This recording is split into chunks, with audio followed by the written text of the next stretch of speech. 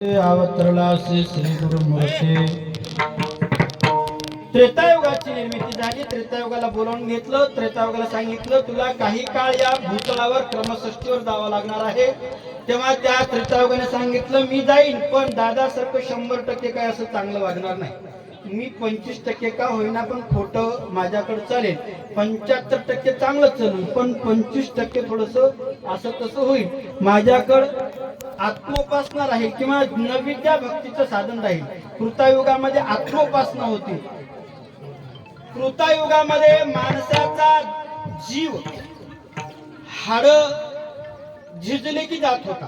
तेव्हा माणसाला जीवाला किंवा या देहाला 1,00,000 वर्ष आयुष्य होतं. त्रेतायुगाला 10,000 आयुष्य होतं. माणसाच्या शरीरातलं मांस आटलं की प्राण जात होता.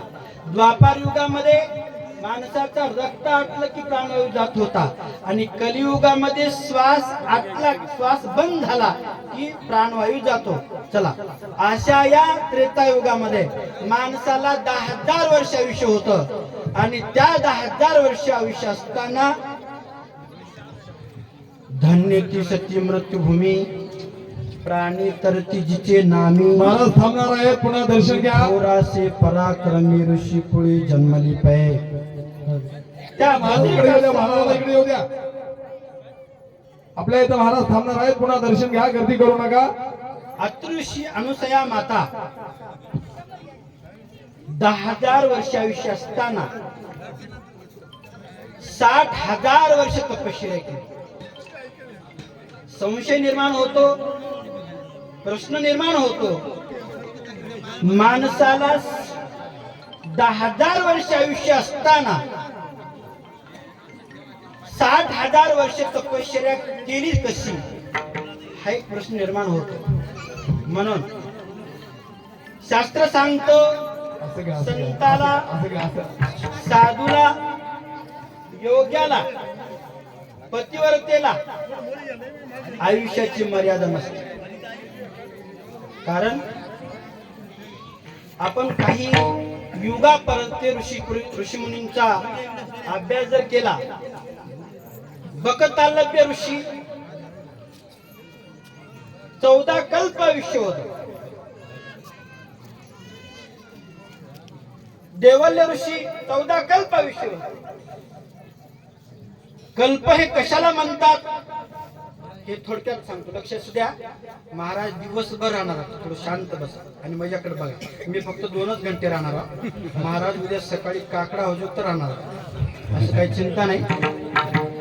आणि मी काही जास्त सांगणार नाही. तुमच्या कार्यक्रमापुरतच 2 घंट्यापुरतच बोलणार.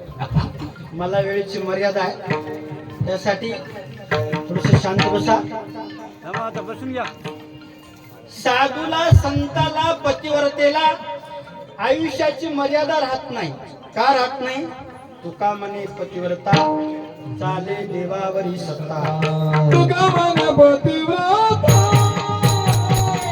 तुका म्हणे पतिव्रता, तुका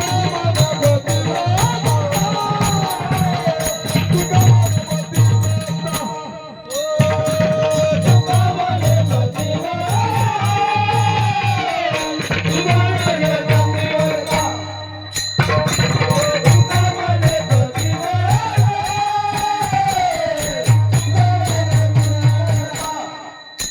तिथी देवावरी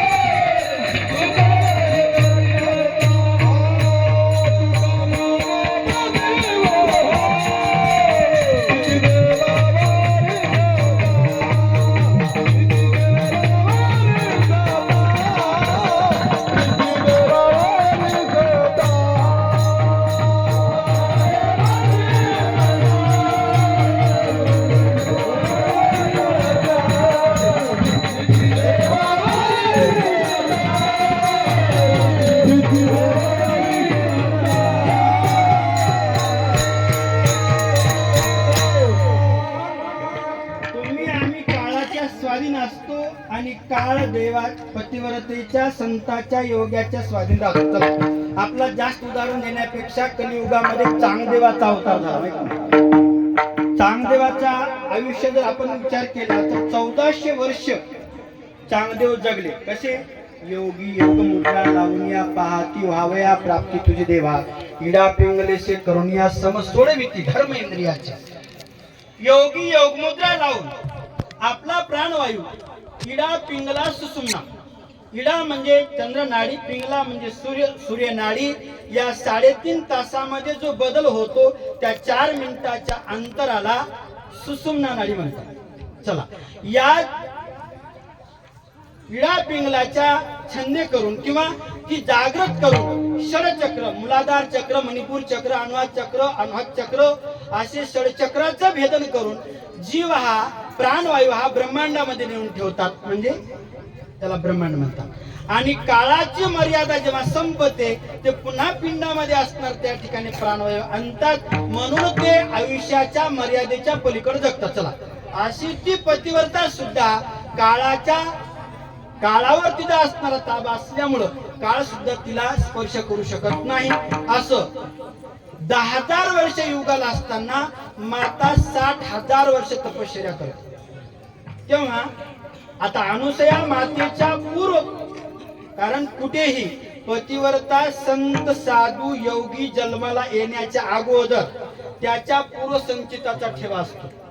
सहज जे कोणी साधू संत योगी जे तयार होतात ना, ते त्यांच्या या जन्माचं नसतं, त्याच्या अनंत जन्माचं सर्व काही सुकृत असतं. मग अनुसया मातेच्या अनंत जन्माचं सुकृत कोणतं होतं आणि ते कसं होतं, तुम्ही आतापर्यंत ऐकला नसाल.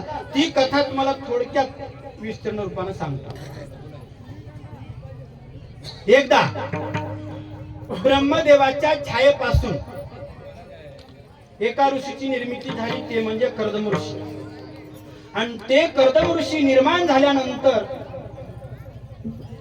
कर्दम ऋषींनी भगवंताचा आठव केला. देवा, मला का निर्माण केलात? माझं काय कार्य आहे? सृष्टीचं काय कार्य आहे? देवाने सांगितलं, तुम्हाला या सृष्टीचं वेद निर्मिण किंवा याचा सर्व असणारा कारभार तयार करायचा आहे. या सृष्टीवर तुम्हाला काही दिवस असणार धर्माची स्थापना करायची आहे. म्हणजे मी काय करावं? तुम्ही ग्रस्ताश्रम स्वीकारा आणि इथं संस्कृती, धर्म, काम 4 पुरुषार्थ जे आहेत, धर्म अर्थ काम मोक्ष 4 पुरुषार्थात असणार लक्षण जे काही संस्कृती आहे ते चालवा. कर्दम ऋषीनं सद्गुरु महाराज की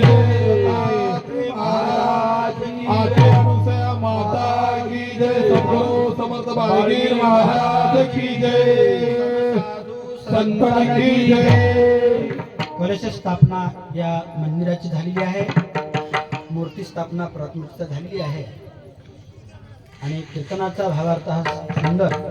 या ठिकाणी कर्दम ऋषीची कथा, भगवंत ब्रह्मदेवाच्या छायेपासून कर्दम ऋषीची निर्मिती झाली आणि त्यांनी भगवंताची विनंती केली की मला या ग्रस्त आश्रमामध्ये पाठवू नका देवा. इथं या कर्मराहटीमध्ये गेल्याच्या नंतर मला तुझ्या भजनाचा विसर पडेल, तुझ्या चिंतनाचा विसर पडेल. मी तुझ्याकडं येणार नाही किंवा अनेक दुःख सुख अनेक भोगावं लागेल, अनेक येवण्या भोगाव्या लागतील.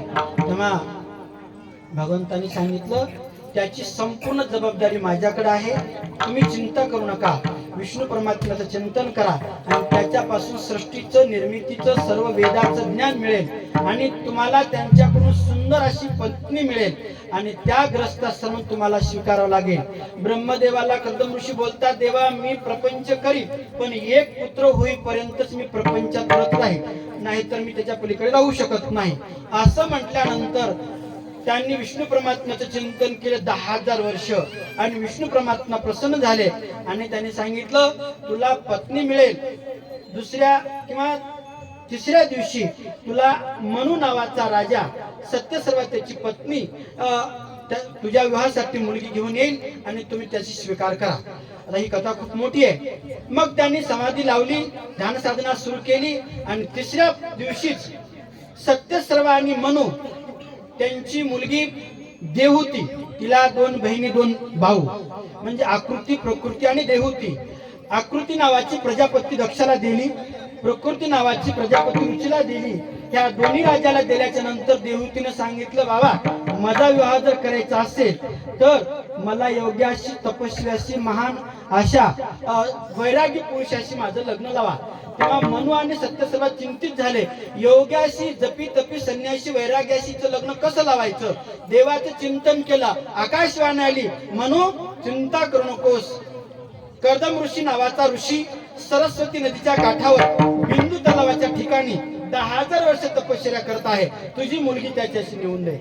इकडं कर्दम ऋषीला आकाशवाणी आली होती आणि तिकडं सत्यसर्वा आणि मनुलाही सांगितलं होतं. त्याप्रमाणे सत्यसर्वा आणि मनु आपल्या मुलीला घेऊन सरस्वती नदीच्या काठावर आले. आश्रम होता, दूरनच बघितलं, एक मुलगी आहे, आई वडील येत आहेत. लक्षात आलं, उठून उभा राहिला आणि तो कर्दम ऋषीने 3 आसनं बसायला टाकले आणि 3 आसनं बघितल्यानंतर देवहूती विचार करते, आपल्याला ज्याच्याशी लग्न करायचंय त्यांनी ते आसन टाकलंय, त्या आसनावर आपण बसलं आपला पतिव्रता पण भंग होतो, आपल्याला पतिव्रता पण शोभणार नाही. त्या अर्थी आपण त्या आसनाचा त्यागही करायचा नाही आणि आसनावर तर बसायचं नाही. म्हणून कर्दम ऋषी आणि देवहूती किंवा मनु आणि सत्यसर्वा दोघे आसनावर बसले, मात्र देवहूती मात्र आसनावर बसली नाही. तिनं काय केलं, आपला उजवा हात त्या आसनावर ठेवला आणि बाजूला बसली. एवढ्याच वेळेमध्ये, एवढ्या क्षणामध्ये कर्दम ऋषीने ओळखून घेतलं, ही सुंदर आहे, गुणवान आहे, रूपवान आहे आणि सर्वच असणारं प्रपंच साधण्यासाठी सुखकारक आहे. लक्षात घेतलं आणि चर्चा झाली. मनु आणि सत्यसर्वांना सांगितलं, आम्हाला आकाशवाणी आली, तुम्ही कर्दम ऋषी हो, तुमच्याशी आमची मुलीला विवाह द्यायचा आहे. कर्दम ऋषीने सांगितलं, मला आकाशवाणी आली. दोघांचा, त्या देवहूतीचा आणि कर्दमाचा विवाह सोहळा संपन्न झाला. आणि सांगतो मी तुम्हाला, दुसऱ्या दिवशी नित्य नियमाप्रमाणे कर्दम ऋषी ध्यानस्थ बसले. लक्षात घ्या, ध्यानस्थ साधना साधत असताना एकदा जी समाधी लागली ते 10,000 वर्ष समाधीच उतरली नाही. लक्षात घ्या, देवहूती माता वयोवृद्ध झाली. एके दिवशी समाधी विसर्जन झाल्यावर बघतात कर्दम ऋषी, तर कोणीतरी म्हातारी, पांढरे केस झालेली, अगदी क्षीण अवस्था झालेली ध्यान समाधी विसर्जन बघतायत. कोण आहे म्हातारी, माझ्या पूजेची फुलं कोण तोडताय. ते म्हणते, महाराज मी तुमचीच पत्नी आहे, देवहूती आहे. तेव्हा लक्षात आलं कर्दम ऋषी, बोलला का मध्ये, बोलला का कोणी, शांत बसा, शांतपणे कीर्तन आहे का आपण. आता जर समजा एखाद्याची सोयरीक जर ठरली, एखाद्याची, लक्ष असू द्या, एखाद्याची जर सोयरीक ठरली समजा, आणि त्याला नवरदेवाला नवीन मोबाईल आणि त्या नवरीला नवीन मोबाईल घेऊन द्यावा, ते नवरी एकड नवरदेव एकड त्या मोबाईलचाच इकडून तिकडून सांभाळते. लक्षात आलं का.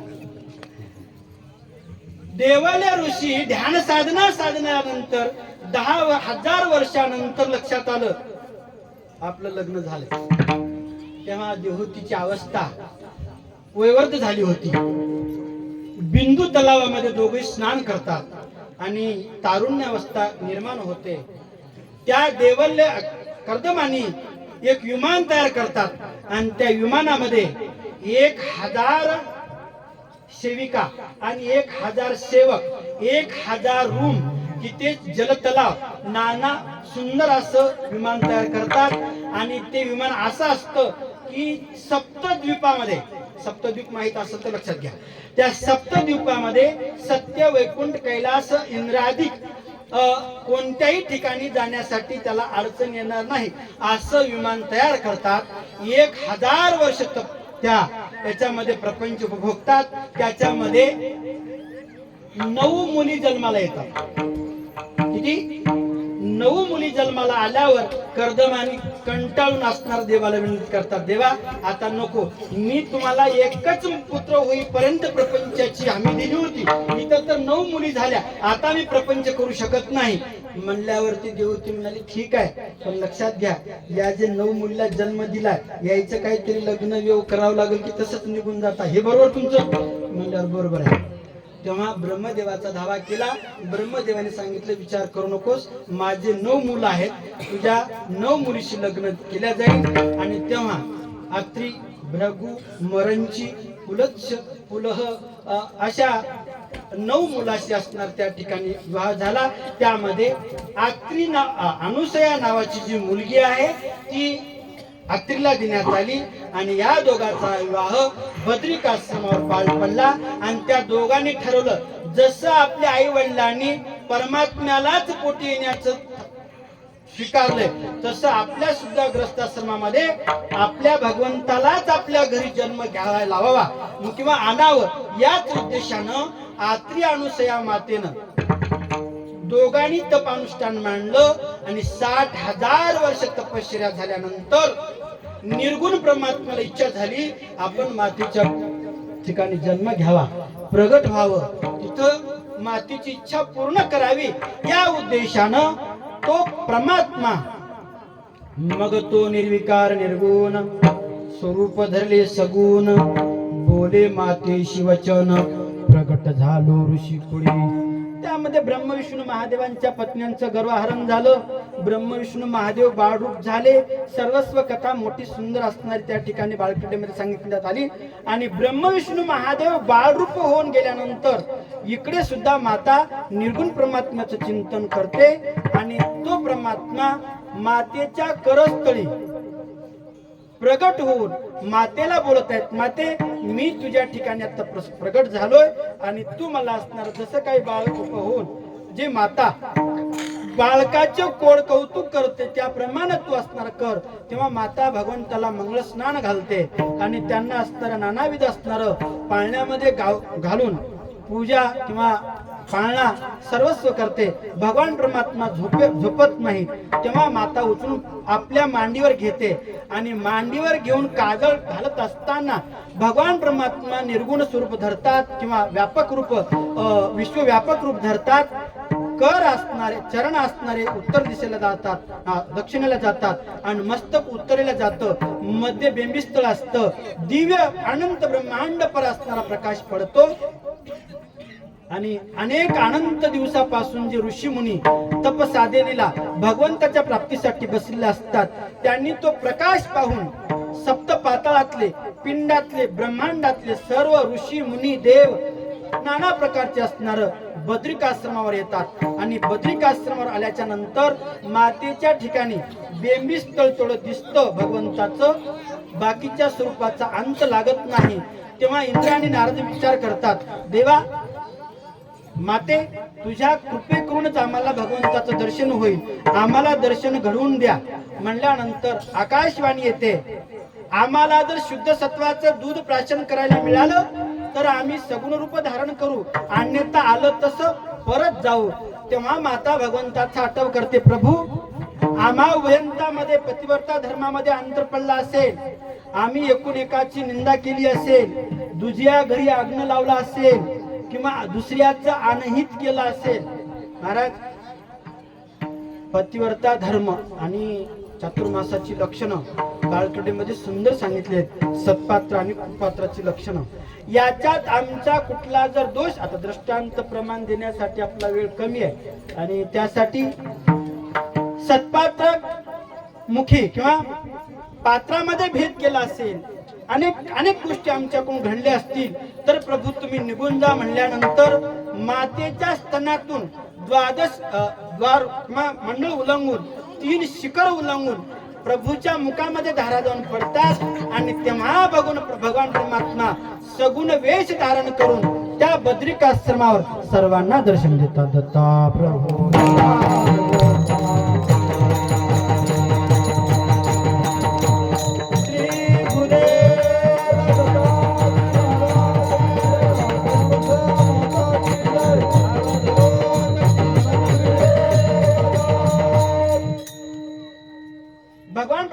सगुण वेश धारण केल्यानंतर सर्व साधू संत मंडळी ऋषी मंडळींनी महापूजेला आरंभ करतात. निर्गुणाचा सगुण झाला कृती गजर, नाना वाद्य वाजती पहा पत्रिकेवर, नाना गायन करती पहा सुवर्तनर, नाच नाचते अष्टपर्या लावणी सुंदर. असं सुंदर त्या ठिकाणी नृत्य गायन, वेद पठण, नाना प्रकारची वाद्य, असा हा जय जयकार होतो. भद्रिकाश्रमासी झाला जय जयकार, भद्रिकाश्रमा.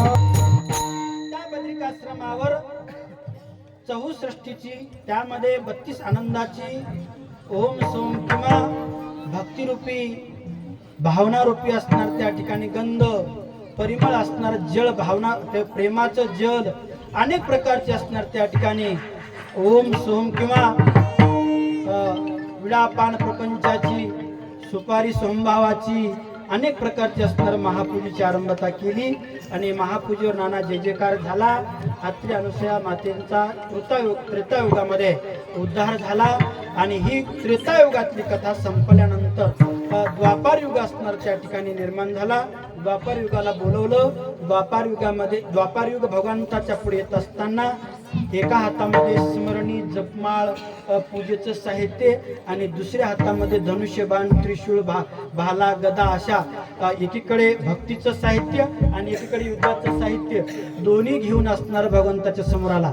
देवाने सांगितलं तुला आता कर्मसृष्टीवर जायचं आहे, भाऊ जाऊन आलेला आहे, तुला काही दिवस राहावं लागणार आहे. त्याने सांगितलं देवा मी राहील, पण तसं काही तितका मी चांगलं वागणार नाही, अर्ध खरं वागल आणि अर्ध खोटं वागल, काही भक्ती करील आणि काही युद्धही करेल. त्यासाठी त्या द्वापार युगाला 8,64,000 आयुष्य त्या ठिकाणी होतो आणि त्याच युगामध्ये देवल्य नावाचे ऋषी मातापूर ठिकाणी, मातापूर म्हणजे माव, त्या ठिकाणी एक अनुष्ठान मांडलं.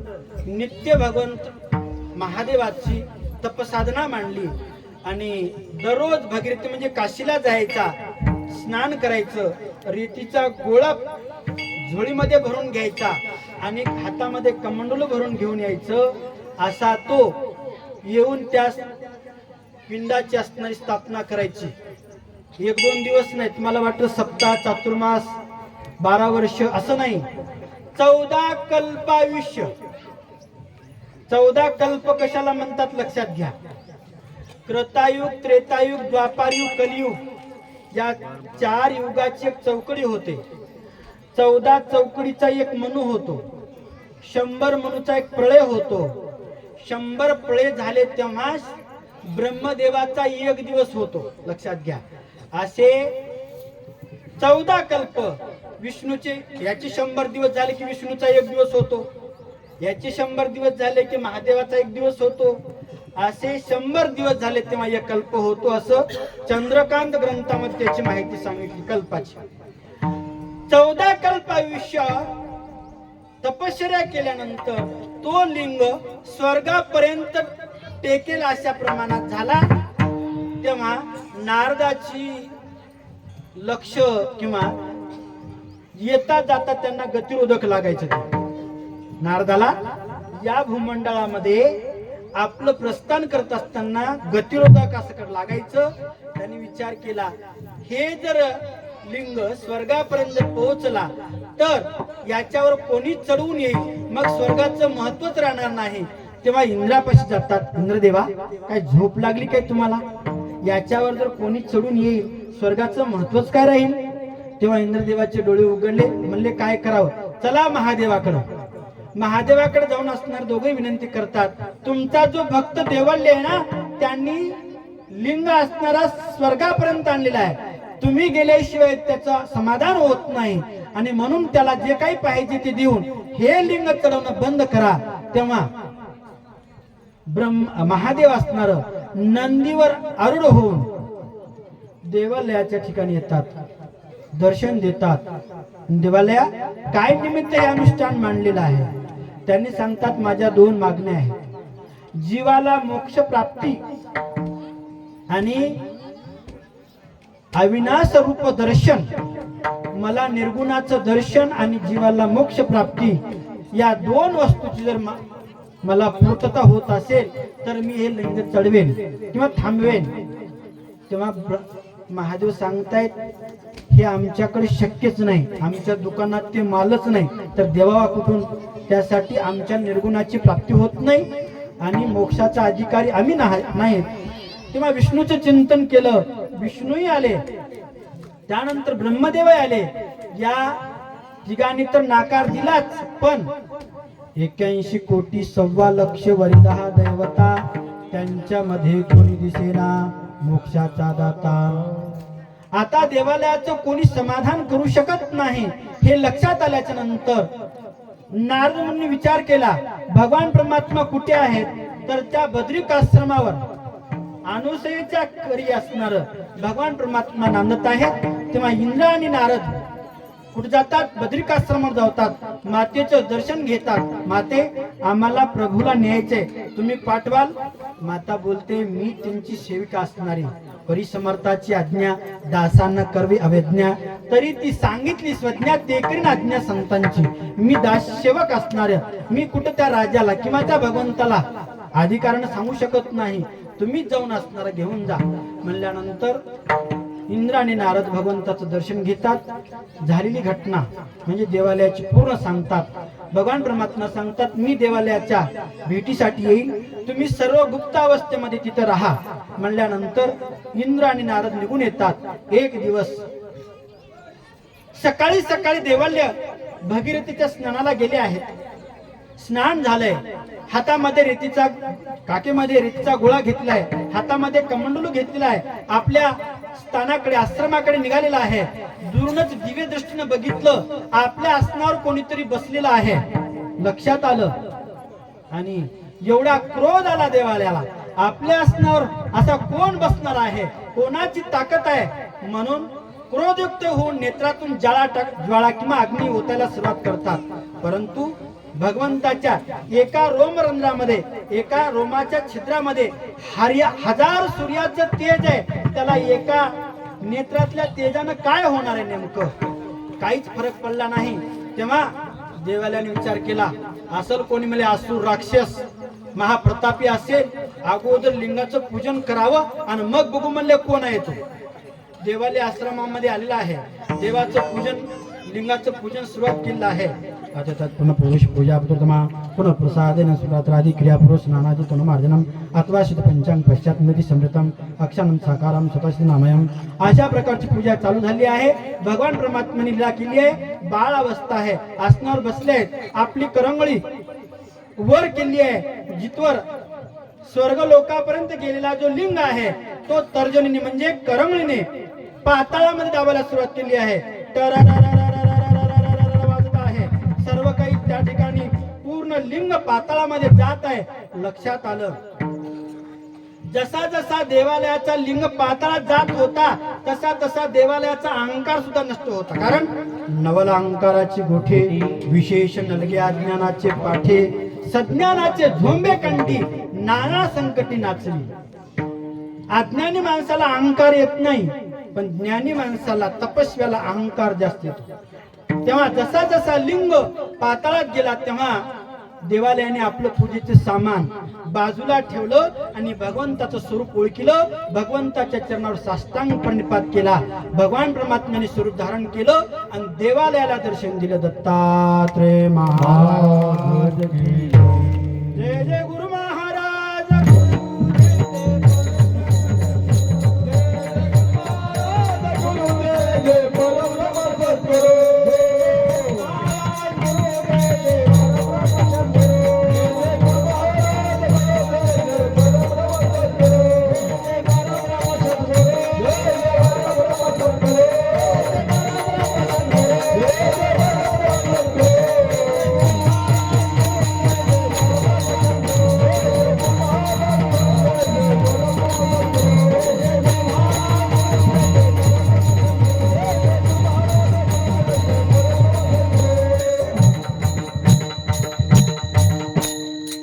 देवालयाने भगवान परमात्म्याचं दर्शन घेतलेलं आहे. आज मात्र देवालयाचं पूर्ण संचित भाग्य उदयाला आलं होतं.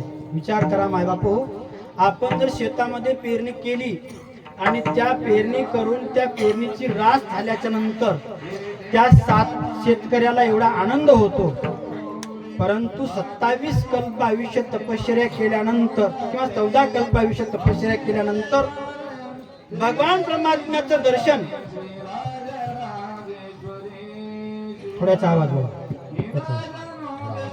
तिकडे, थोडं माईक बंद करा की.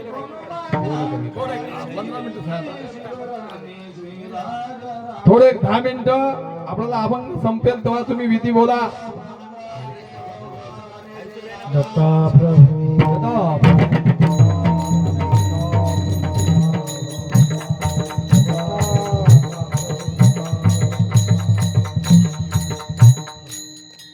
भगवान परमात्म्याचं दर्शन घेतलं, स्तुती स्तवन पठण नाना प्रकारची पूजा अर्थ झालेली आहे. देवालयाचा पूर्ण असणारा हेत पूर्ण झाला तो अंतरीचा हेत मनोरथ पूर्ण झाला. आणि भगवान परमात्मा विचारत आहेत, देवालया काय तुझी मनाची इच्छा आहे ती सांग. तेव्हा सांगत आहेत, माझ्या 2 मागण्या आहेत. एक, आज जसं माझ्या सिंहासनावर येऊन तुम्ही बसला आहात तसं अनंत युग माझ्या या सिंहासनावर येऊन तुम्ही निद्रा घ्यावी. दररोज रात्री किंवा सायंकाळी तुम्ही या आसनावर येऊन निद्रा घ्यावेत आणि मला मोक्षाचा अधिकार पाठविले त्याची मोक्ष.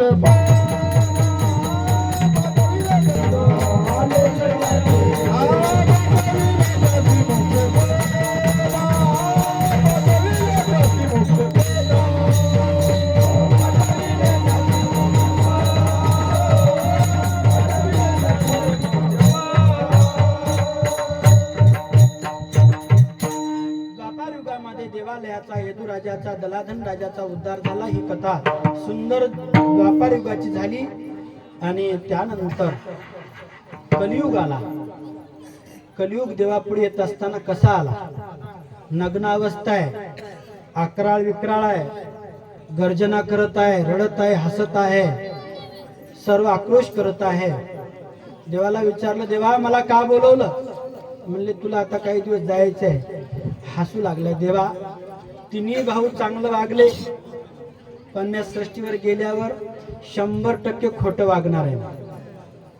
आणि त्या ठिकाणी बकासारखे संन्यासी, अनेक प्रकारच्या पतिव्रता, दांभिक रूप, माय पुत्राला ओळखणार नाही, गुरु शिष्याला ओळखणार नाही, शिष्य गुरुला ओळखणार नाही, धर्मात संप्रदायात संतांमध्ये अनेक कलह निर्माण होतील, 18 प्रगट जाती एका जागी जेवतील, विषयाचे झेंडे जागोजागी लागतील, नाना प्रकारचं तुझ्याकडे जे येतील, एखादा विरळाच तुझ्याकडे येईल, बाकीचे सगळे म्हणजे सोयरे राहतील. बापा जाशील तर किती जा, म्हणजे तुझा काही काळ राहील. किती राहील? 4,32,000 तुला आयुष्य राहील. सज्जन हो, 4,32,000 फक्त 5,000 वर्ष संपलेत. 4,27,000 अजून कलियुगाचे शिल्लक आहेत. आणि या पुढची काय अवस्था होईल हे लक्षात घ्या. तरी पण या कलियुगामध्ये असा एक अवतार बसवनाच्या उद्धारासाठी कल्याण कलबुर्ग गावामध्ये झाला. बिजरंकाचा उद्धार झाला. पण काही सद्भक्तांनी विचारलं, महाराज आमचं कसं काय? आमच्यासाठी काही भगवंताचं दर्शन शिल्लक आहे? तर त्यासाठी बापूजी पाटील सांगतायत, त्याचं सविस्तर वर्णन पुढच्या चरणामध्ये होईल. 19 भजन करा, चाल होईल आणि शेवटचा भावार्थ होईल. दत्तराज माऊले दिगंबरा,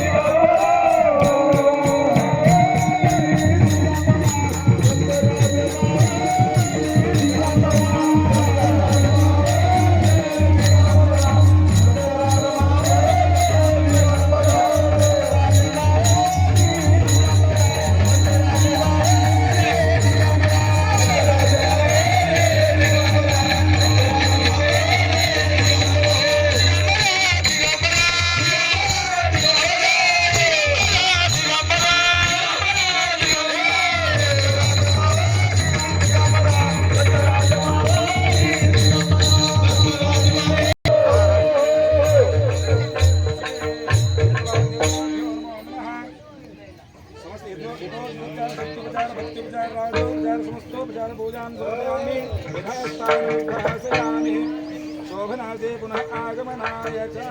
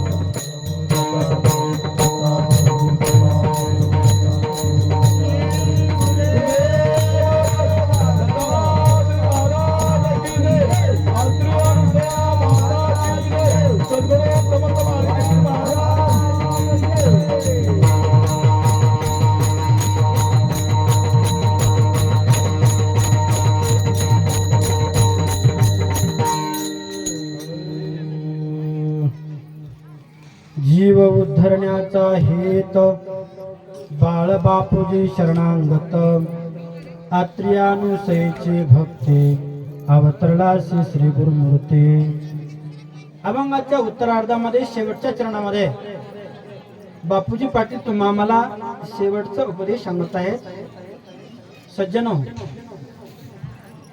युगानुयुगी भगवान परमात्मा अनंत जीवाच्या उद्धारासाठी जरी आला असला, अनंत युगाचं उद्धरून जाण्याचं वेगवेगळं जरी महत्व असेल, कृतायुगामध्ये आत्मोपासना नावाची जरी भक्ती असेल, ती आत्मोपासना भक्ती म्हणजे कडक अगदी कठोर तपश्चर्या करून रक्त आटलं पाहिजे, मांस आटलं पाहिजे, हाडं झिजले पाहिजेत, असे युगानुयुगी तपश्चर्या केल्याच्या नंतर भगवान परमात्मा प्रसन्न होत होते. चला, त्रेतायुगामध्ये भक्तियोग होता, म्हणजे नविता भक्ती होती. त्या भक्तीसाठी 1000 वर्ष तपश्चर्या करायला लागायची. तेव्हा तरी भगवान परमात्मा प्रसन्न व्हायचे. द्वापार युगामध्ये यज्ञाची क्रिया 100 यज्ञ केले तेव्हा स्वर्ग प्राप्ती होती. बोला का. एवढी कठीण परिस्थिती असताना कलियुगामध्ये सोप्यातलं सोपं साधन म्हणजे संत महात्मे सांगून गेले. आता कोणती तपसाधना, यज्ञ, होम, हवन, पठण, नानाविध साधना करण्याची गरज नाही. कलियुगामध्ये उतरून जायचं असेल तर एकच साधन आहे, साधन तरी हे दोना.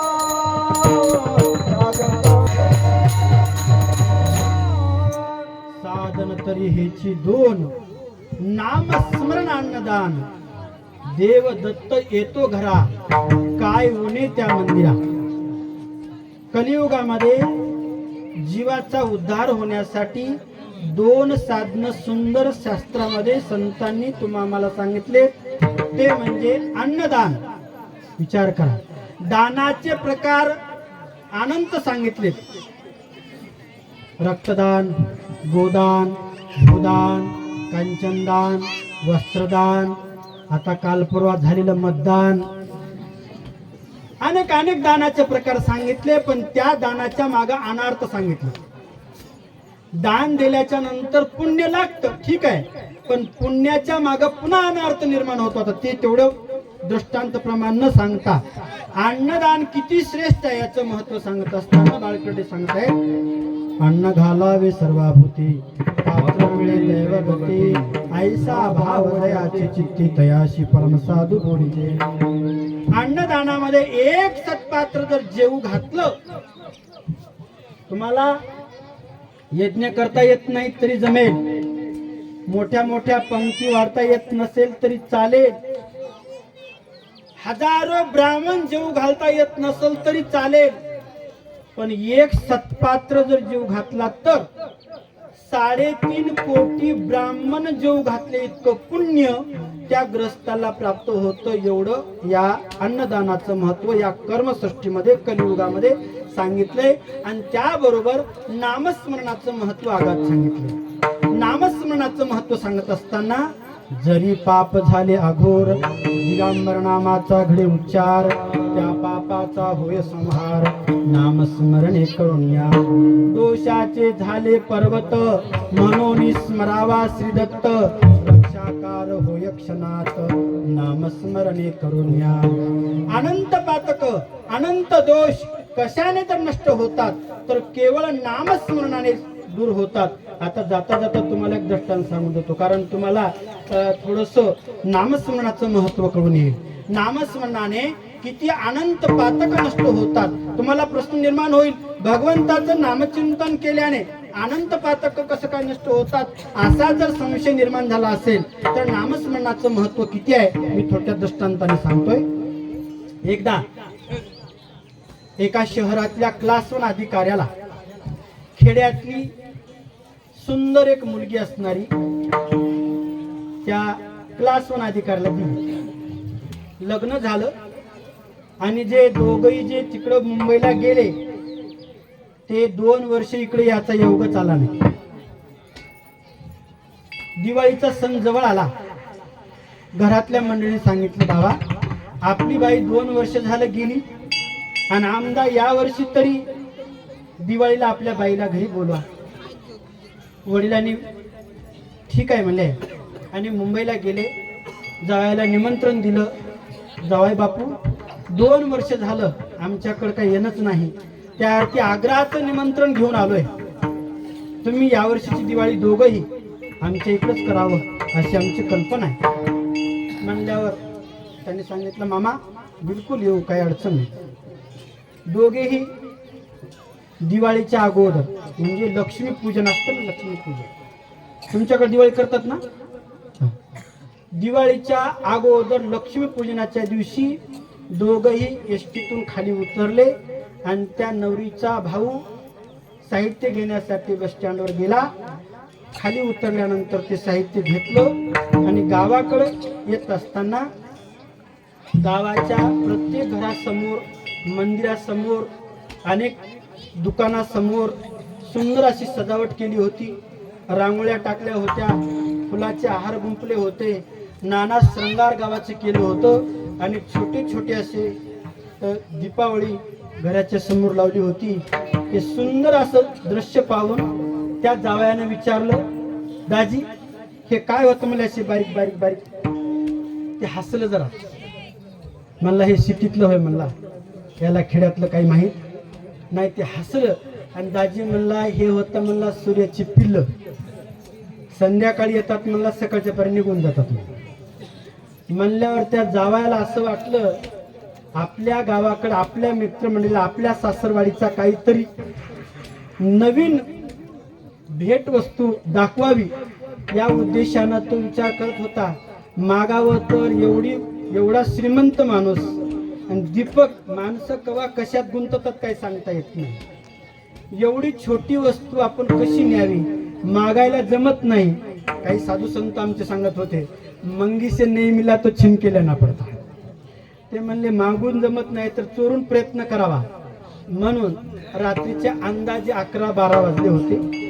सगळी मंडळी शांत झोपली होती आणि त्या शांत स्वरूपामध्ये ते जावाई उठला. तुमच्याकडे काय म्हणतात की आमच्याकडे वत्तल म्हणतात. आता बाथरूम काही म्हणतात, समजा टॉयलेट, इंग्लिश शब्द. ते वतलावरचा तांब्या घेतला आणि तांब्यामध्ये ते सूर्याचं पिल्लू ठेवलं. कुठं लपवावं विचार केला, अजिबात जागा सापडेना.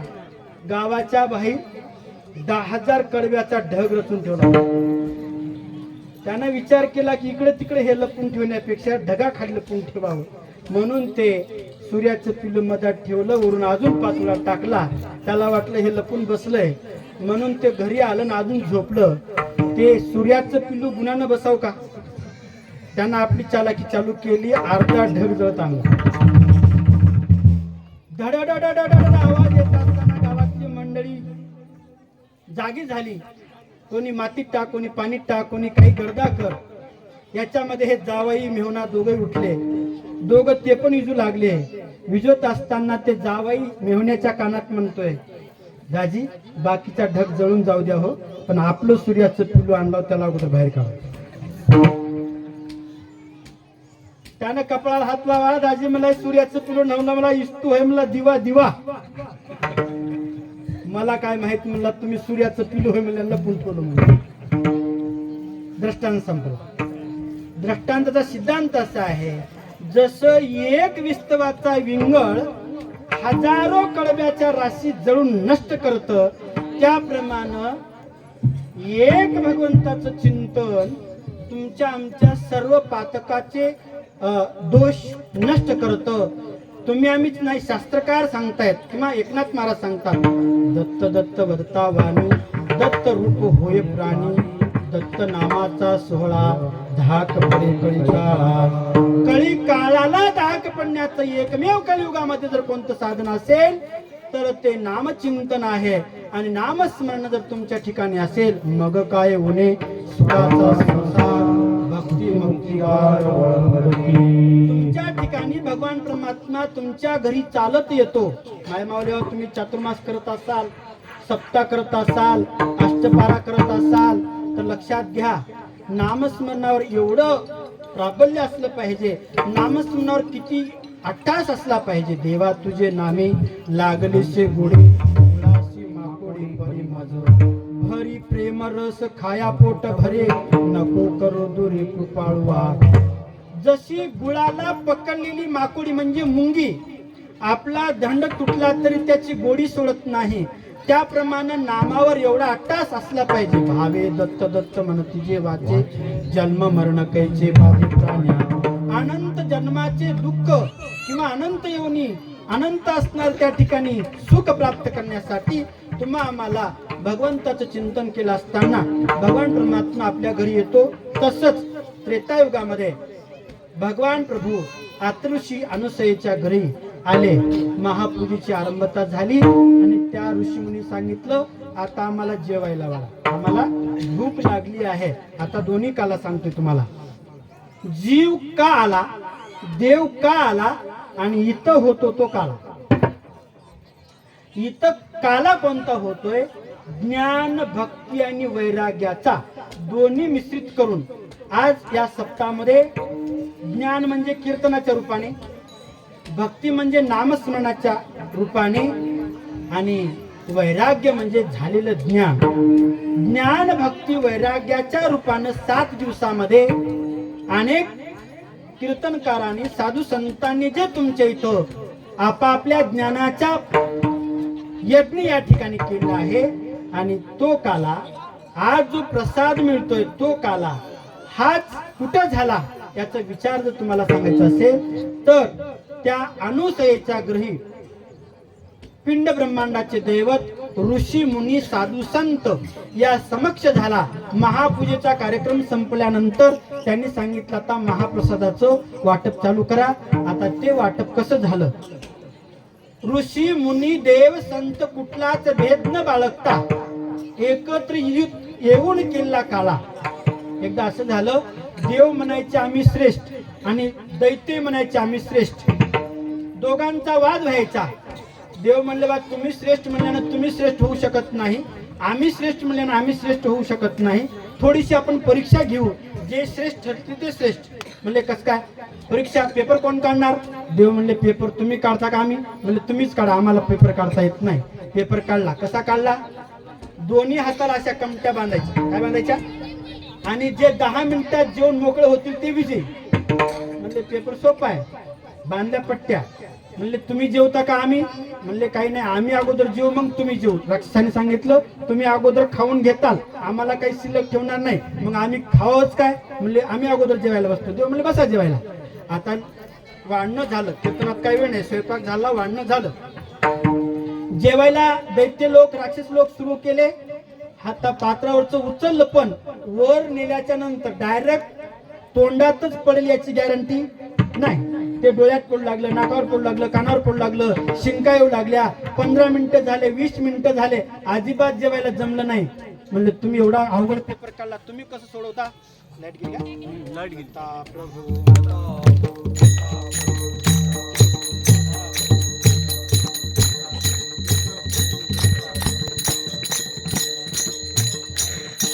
एवढा अवघड पेपर काढला, तुम्ही कसं जेवता? म्हणल्यानंतर देव म्हणले काय अडचण नाही.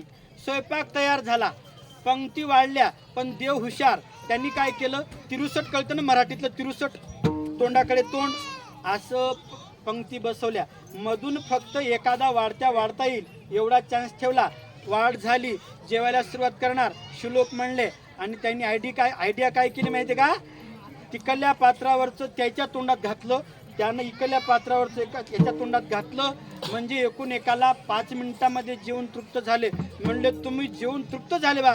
त्यांनी सांगितलं तुम्ही तुमचं बघलं म्हणून तुम्हाला जेवायला जमलं नाही, आम्ही दुसऱ्याचं बघलं म्हणून आम्हाला जेवता आलं. कवाय लक्षात घ्या, दुसऱ्याचं हित करायचा प्रयत्न केला तर आपलं हित होतं आणि दुसऱ्याचा अनहित जर करायचा प्रयत्न केला तर आपलं सुद्धा अनहित होतं. म्हणून तुम्हाला जर या कर्मसृष्टीमध्ये ज्ञान भक्ती वैराग्याचं साधन साधून जर काला घेता येईल तर तोच काला त्रेतायुगामध्ये ऋषी मुनी देव साधू संतांनी तिथं काल्याचा प्रसाद घेतला, आनंद उत्सव झाला आणि 4 वेद 6 शास्त्र 18 पुराणांनी तो प्रसाद विडा सर्वस्व सेवन केला.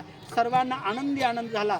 तोच काला या खंडगावमध्ये या क्षेत्रामध्ये मूर्ती स्थापना कळस स्थापनेच्या निमित्तानं सर्वांनी आता आपल्या हातामध्ये फुलं घ्यायचे आणि एकदाच कळसाकडे पुष्पवृष्टी करायची आहे।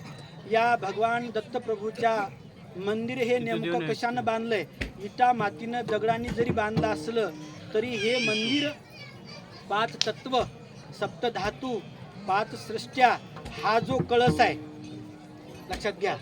हे नरदेव रूपी जो मंदिर आहे हे कळस ज्याला साधता येतो तोच याला कळस कळतो आणि तो मोक्षरूपी कळस। जसं 16 संस्कार आहेत आस्ती नास्ती भ्रांती प्रिया मन बुद्धी चित्तांकार आणि धर्म अर्थ काम आणि मोक्ष या 16 संस्काराचा शेवटचा कळस म्हणजे प्रत्येकाच्या जीवनामध्ये करता येतो तोच कळस या ठिकाणी या खंडगाव क्षेत्रामध्ये भगवान परमात्म्याच्या प्राणप्रतिष्ठेच्या किंवा कलशारोहणाच्या निमित्तानं या ठिकाणी उपस्थित असलेले महाराज महाराजांचं नाव